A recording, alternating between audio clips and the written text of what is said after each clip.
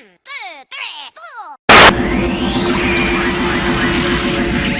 0. You are watching Toonami.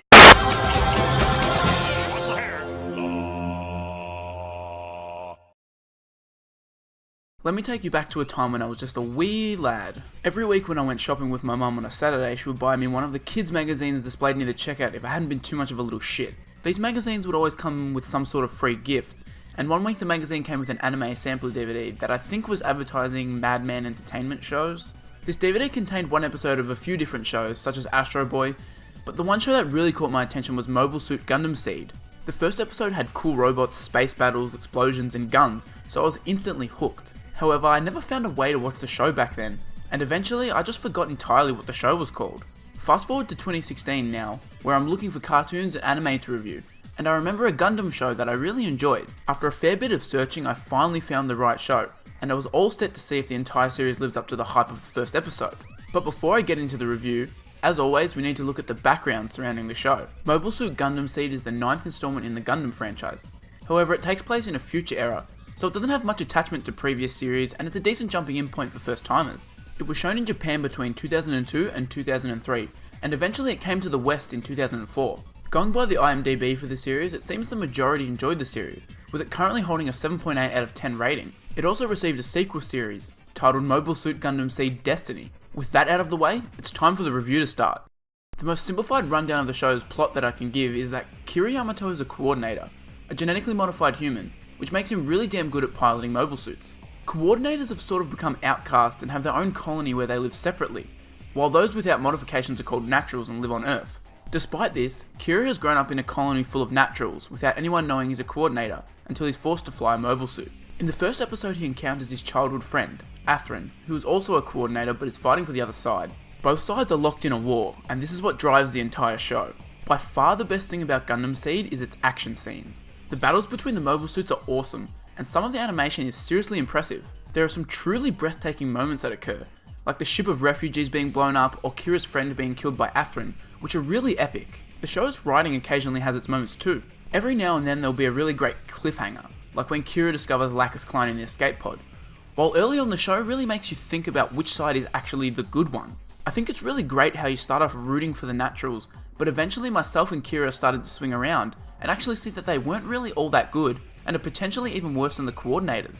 There are also some very obvious themes about race seen throughout, particularly through the character Flay, who vehemently hates coordinators. This creates a lot of tension obviously, as Flay is one of Kira's friends, but openly despises coordinators, particularly after they destroy a ship with her father on board. Unfortunately, this is pretty much where all the positives end. Jollibee Kids Meals presents Gundam Seed Cosmic Gizmos! Alert! Alert! Retrieve Gundam from Earth! Hail Strike Gundam! Freedom Gundam!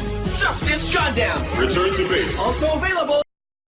The most glaring problem with Gundam Seed is just how ridiculously convoluted and hard to follow the plot is. This is supposedly one of the best places to jump in for someone new to Gundam.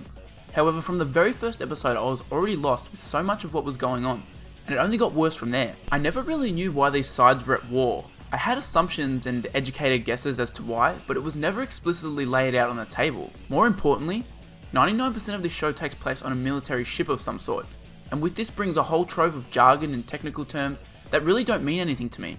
Too often I would be listening to conversations and not have a clue what anybody had just said because they were speaking as if I already knew everything about this world. The plot never makes much sense from the start, and it only gets worse as the show progresses, which is the serious problem when your series is 50 fucking episodes long. Apparently they thought the show wasn't convoluted enough already, because in the final 10 to 15 episodes they start introducing secret siblings and clones to make everything even more ridiculous. Speaking of the series being 50 episodes long, this show well and truly overstays its welcome. By about the halfway mark I found myself losing all motivation to keep watching, and only ploughed through so I would be able to accurately talk about it for this review. If I had just been watching the show for pleasure, I would have dropped this in an instant. The worst part is that the show's story could probably have been told over 26 episodes. It feels like most episodes hardly advance the plot and follow the exact same formula. 90% of episodes play out like this. Everything's fine at the beginning, we get some talking and actual plot development, then the coordinators attack, the naturals fight them off, and then the episode ends. This repeats ad nauseum, with the coordinators showing up constantly to fight with barely anything important ever happening as a result. Equip new Gundam Seed mobile suits with new weapons, new armor, and new defense systems, and you get whole new ways to defeat your enemy.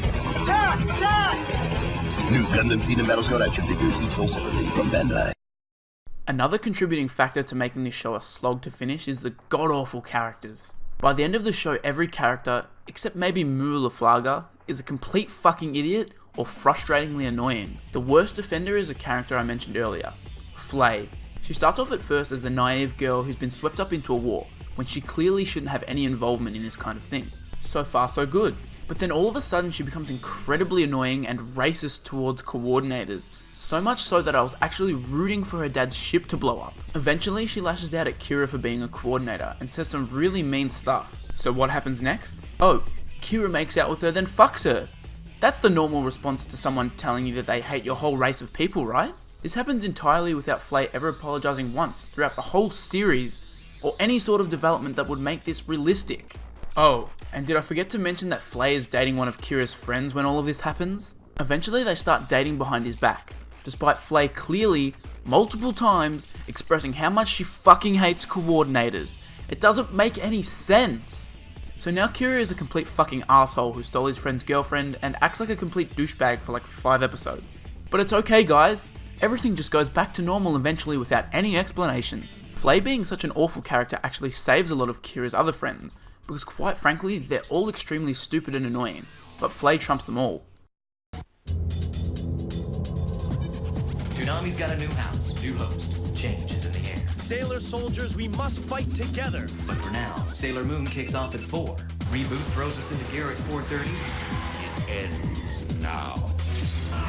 Dragon Ball Z brings the pain at 5 o'clock. Ever try to stop me? Those two guys were monsters, not men. The Real Adventures of Johnny Quest confounds the masses at 5:30. What?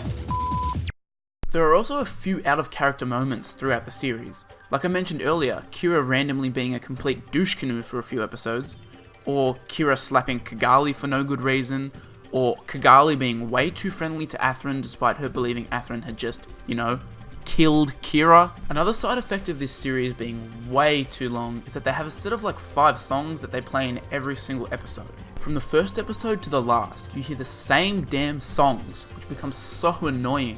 If I ever have to listen to another one of those songs, I may have a brain aneurysm. Welcome aboard the Ghost Planet Spaceship Absolution, Cartoon Network's first and only interstellar broadcast and exploration vehicle.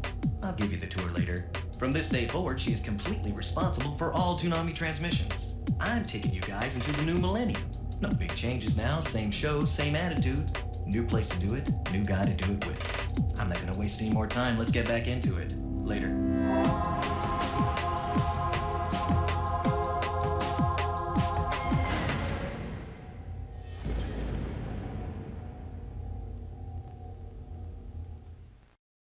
Mobile Suit Gundam Seed has a few brilliant moments. However, a few brilliant moments sprinkled over 50 episodes is not good enough. The plot barely makes sense, and the characters are some of the worst I have ever encountered. And I've read Harry Potter and the Cursed Child, where they not only slaughtered the old characters' personalities, but introduced terrible new ones. Except for Scorpius Malfoy, he was a G. It's almost like they wanted people to hate every single character they introduced in this show. By the end of it all, I just didn't care anymore, and once the 50th episode finished playing, I was so damn happy I could move on with my life. I wouldn't recommend this show to anyone. Heck, I wouldn't even wish for my worst enemy to have to watch this from start to finish.